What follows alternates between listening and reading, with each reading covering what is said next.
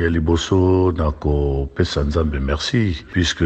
manso tosalaka efutamaka ose. Je crois que ndeko na ngai Samuel Eto'o asali sacrifice mingi na oyo etali bongo lisano ya ndembo ya mboka na bango na Cameroun pour ne pas koloba mingi na mboka bapaya te, mais lelo nzambe na bolamu na ye azongiseli yango na boponomi bongo na kati ya Fecafoot. Ezali esengo mpona biso, ezali esengo mpona Afrique centrale, ezali esengo mpona Afrique mobimba. Yo lokola mosani ya ndembo ya kala okanisi ke likamba bongo ekoki kosalama pe na mboka lokola Congo démocratique, lokola pe ya Congo Brazzaville, eloko nini ya malonga tokoki kozwa na kati soki mosani ya kala aponami? Soki moto abetaki bale akomi na sika wana eza esengo mpo ayebi pasi nango, esengo mpo asali basacrifice, e basacrifice wana lelo nzambe arécompense ye. Je pense dans le passé na mboka Brazzaville ezalaki bongo na kulutu na biso Mbono azalaki président na fédération, okamati pe mboka lokola Zambie ezalaki bongo na Kalusha Bwaya, lelo komona Eto'o eza esengo, c'est une continuité, et pourquoi pas na mboka na biso pe et se réaliser et ozala esengo mingi puisque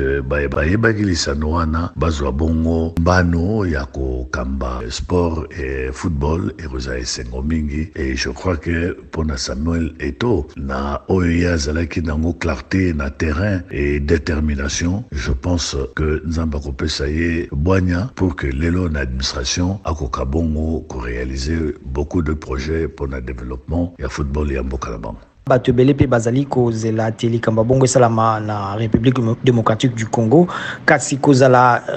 joueur ya monene ezele o mosusu koyeba kobeta bal, ezele o mosusu pe koyeba kokamba eloko lokola fédération ya football, ezele ko mosusu esengaka ba capacité ya kobeta ka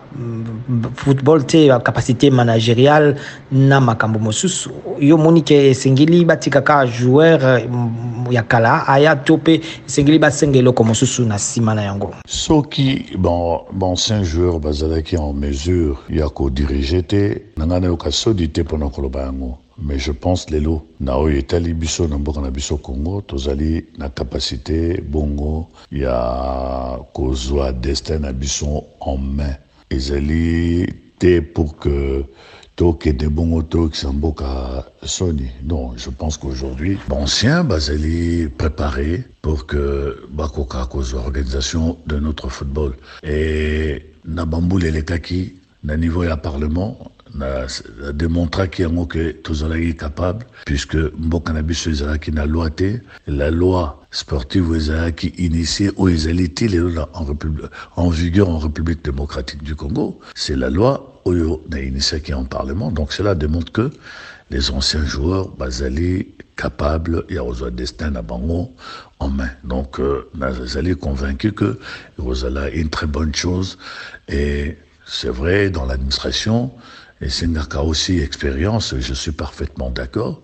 et ce n'est pas pour rien aussi que na Sali Bongo 4 ans comme vice-président ya Ligue nationale ya football, et lelo réalité ya football ya mboka na biso nazali na maîtrise nango parfaite kobanda nord, sud, est, ouest. Tango mususu avant yo pe ba ancien joueur mususu balekaka na ba poste mususu lokola kozala député national, mais na simano to moni pe ba mususu baye ba kidiaba na basusu kasi na ozala siko un peu plus personnel pona nini yo otiaka mutute na ba capacité zanango pona kuluka kozwa kokamba par exemple fédération ya football congolaise oyebi ba rouage na yango oyebi ozape na mayele pe obeta na football otombola pe lokumu bendele ya école Congo démocratique. Ndeko nanga likambo nyonso bakendeke nango mbangu te, oyebi malamu ke soki olingi olia biloko malamu tikela yango ngonga ebela malamu, comme ça on savourer malamu. Mais soki biloko ebeli malamu te olingi kolia yango mbangu tango se kanga mona mongongo na posa na yango esili. C'est pour dire que eloko nyonso tosalaka na mokili eza na ngonga na yango. Soki ngonga nango ekoki eosalama puisque tozali bongo bacroyant et nazali convaincu que ngonga ekoki. Matondo mingi Eugène Kabongo musani munene ya ekolo Congo Démocratique abandaka na bekipe mosusu lokola Matonge ya Keiti toyebi abeta azalaki international aleka na ba Anderlecht na ba ekipe minene tosolaki lelo na mpona kozwa réaction na ye po etali bopunami ya Samuel Eto'o bo mokambi ya Fédération Camerounaise ya football. Matondo mingi. Merci Nayo Deko, merci na bandeko banso balandi biso,